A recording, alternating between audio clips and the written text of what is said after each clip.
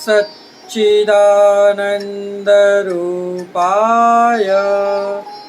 विश्वोपत्यादिहेतवे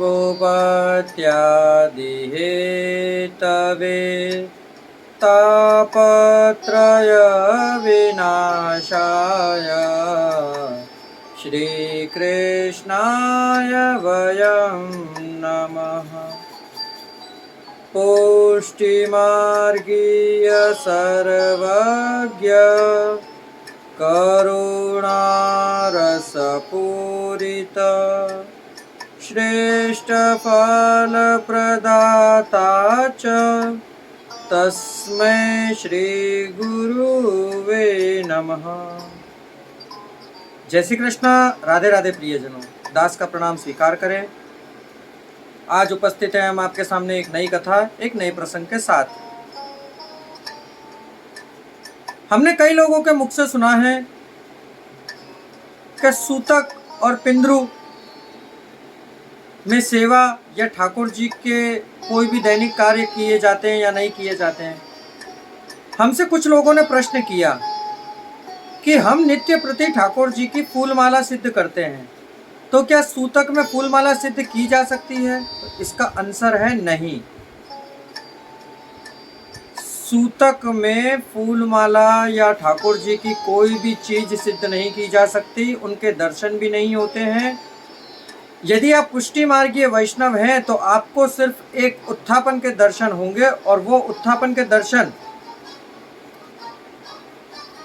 मंदिर के बाहर एक तिवारी होती है, कमल चौक के भी बाहर, वहां एक छोटी सी खिड़की होती है, वहां से आप दर्शन कर सकते हैं। तो आज इस प्रसंग को मैं लेकर आया हूं, इसका कारण ये कि हम सुआवड़ यानी कि पिंद्रु बालक का जन्म होने के बाद सेवा की जाने वाली विधि। श्री राधे। आज हम जिस वैष्णव की आपके सामने कथा लेकर उपस्थित हुए हैं,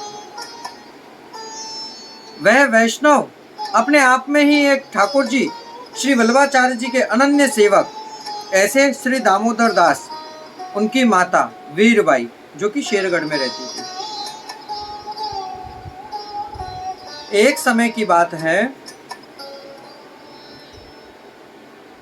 वीरबाई के मस्तक पे कपूर राय जी का स्वरूप विराज रहा था,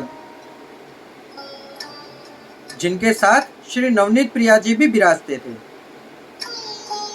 एक समय वीरबाई को गर्भ रहा और उनका पुत्र प्रसव हुआ। उन्होंने अपनी बेटी प्रसूति उनसे कहा कि ठाकुर जी की सेवा बंद है कुछ समय से, तुम सेवा पहुंचो, प्रभु को परिश्रम पड़ रहा होगा, सेवा पहुंचो, ठाकुर जी की सेवा पहुंचो। बेटी ने नहीं पहुंची। श्री राधे। उनके घर में जितने पुरुष थे, उन्होंने सबसे विनती करी कि ठाकुर जी की सेवा पहुंचो, ठाकुर जी की सेवा पहुंचो, पर कोई सेवा करे नहीं।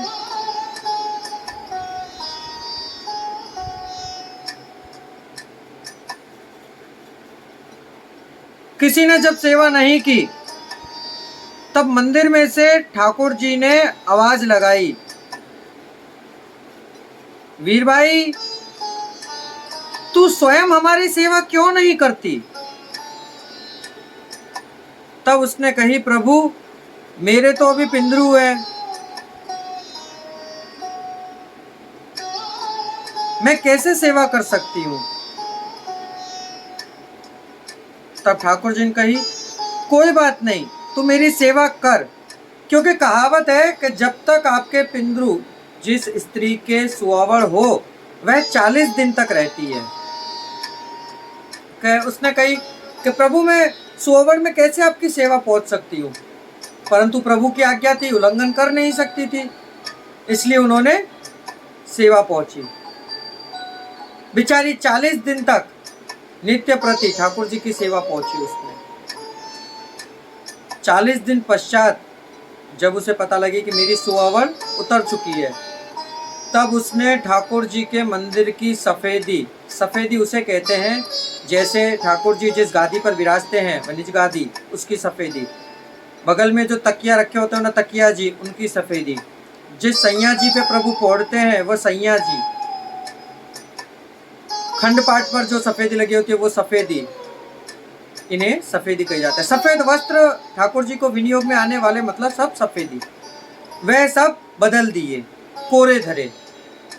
जितने पात्र ठाकुर जी की सेवा में विनियोग करवाते, जिसमें सामग्री सिद्ध करती, वह सारे पात्र हटाकर नए पात्र लेकर आई। तो देखिए, ये ठाकुर जी वीरबाई श्री महाप्रभु जी की सेवक ऐसी परम कृपा पात्र भगवदीय थी कि इनकी कहाँ तक हम कथा कहें। ये कपूर राय जी हाल में वडोदरा के शेरगढ़ गोस्वामी श्री वल्लभ लाल जी महाराज के मस्तक पर विराज रहे हैं।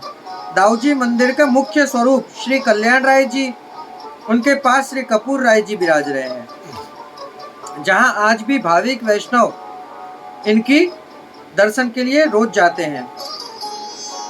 इस कथा से हमें क्या सीख मिलती है कि प्रभु प्रेम का जहां उद्दीपन करते हैं वहां आचार मुख्य नहीं होता, परंतु भाव मुख्य होता है। भाव का प्रधान रूप ये मुख्य है। सुवर्ण स्त्री के मुख देखने से जो मन में ग्लानि होती है,